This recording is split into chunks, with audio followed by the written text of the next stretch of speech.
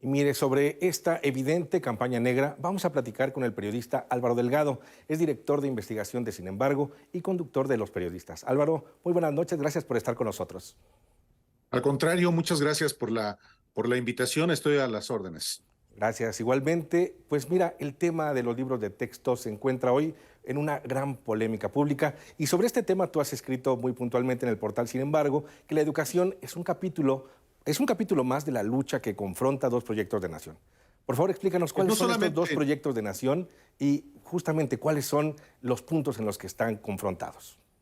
pues, no solamente he publicado recientemente este asunto, también lo he acreditado a través de mis libros, por ejemplo, El Yunque, la ultraderecha en el poder de hace 20 años, El Ejército de Dios, nuevas revelaciones sobre la extrema derecha en México, El Engaño, prédica y práctica del PAN. Y digo esto porque es muy importante no perder de vista que no es ninguna novedad que la derecha se oponga a los libros de texto gratuitos. Desde su propia aparición en, pues en 1960 y de manera particular en 1963, cuando el secretario de Educación era Jaime Torres Bodet, se produjeron eh, convocatorias tan irracionales como a la que ha llamado el presidente del PAN, Marco Cortés, de eliminar, de destruir, de quemar los libros. En 2009 mismo, en León, Guanajuato, se produjo una quema de libros de texto gratuito de biología. Es decir, no es un asunto nuevo, solo que ahora hay no solo, hay una, digamos que, estrategia de carácter político, de carácter ideológico y también de carácter económico contra los libros, pero también como parte de una disputa por el poder en México entre dos proyectos. Claramente el proyecto que hoy está combatiendo la educación pública a través de los libros de texto es esta coalición que en lo electoral se hace llamar Va por México y evidentemente que es antagónica al proyecto del presidente López Obrador. Lidera a este proyecto antagónico Claudio X González Guajardo, no solamente en lo político y electoral, también es el representante del poder económico que claramente ha perdido privilegios. Y diría, por último, si me permites, Claro, gracias. los abogados de Claudio X González, como los abogados también del exministro o del ministro en retiro José Ramón Cosío, son los que hoy están asistiendo jurídicamente a la Unión Nacional de Padres de Familia, que es la que está combatiendo legalmente a los libros de texto gratuito, y es una organización que nace justamente, como decía el reportaje, en reacción a la Constitución de 1917. Entonces, no es nada fortuito, y qué bueno que esté, digamos que discutiéndose absolutamente todo. Claro, y justamente para comprender mucho mejor, pues esta estrategia, digamos, este tablero de ajedrez y estos personajes de los que comentabas, a lo mejor particularmente la Unión Nacional de Padres de Familia, ¿qué parte está jugando o cómo se ensambla con estos personajes, con estos grupos, pues claramente antagónicos o de ultraderecha? Y no son cualquier grupito, ¿eh? Cuando se refiere a grupos conservadores, no son 10 viejitos que se reúnen, ni son 50 estudiantes, no. Aquí ya estamos hablando de un polo muy importante que incluye al PRI, al PAN, al PRD en lo político y electoral.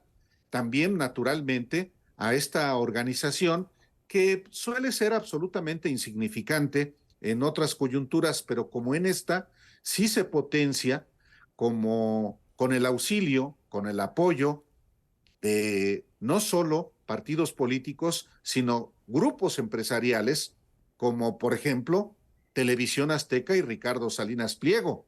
Entonces, es una coalición de intereses, los intereses más conservadores de México, antagónicos a cualquier cambio a favor de la mayoría de la sociedad, y son los que finalmente están articulando toda una estrategia para no necesariamente hay que subrayarlo también, que no haya libros de texto en las escuelas.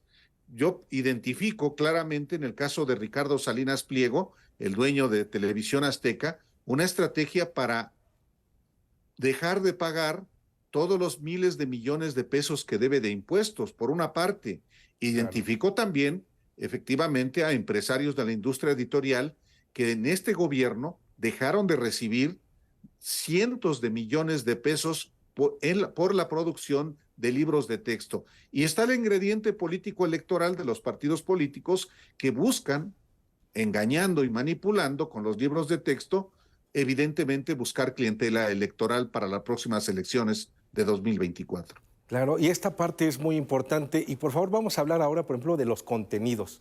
Por ejemplo, este no es solo un asunto de cómo entender la historia de nuestro país o de qué valores inculcar a los niños y jóvenes. Hay una oposición porque justamente hablabas, hay grupos empresariales, editoriales que han perdido este gran negocio que les dejaba millones de pesos con la impresión de libros de texto en sexenios, pasados. Pero ayúdanos a comprender justamente qué es lo que está pasando en este sentido. Mira, se cortó un poco la comunicación y espero dar una respuesta a la pregunta que me has formulado. Yo lo que advierto es que siendo eventualmente perfectibles los libros o eventualmente también conscientes de que puede haber una mala calidad pedagógica de los libros, lo importante es que efectivamente se discutan y que se discuta sin manipulaciones ni mentiras.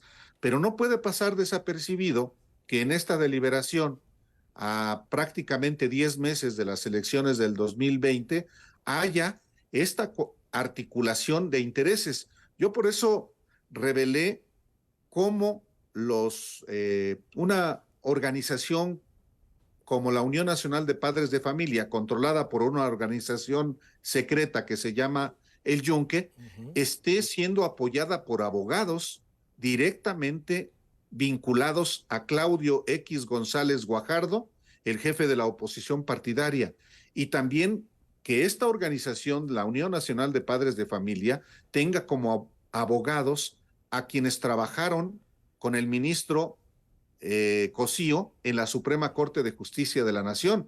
Aquí no hay ninguna casualidad.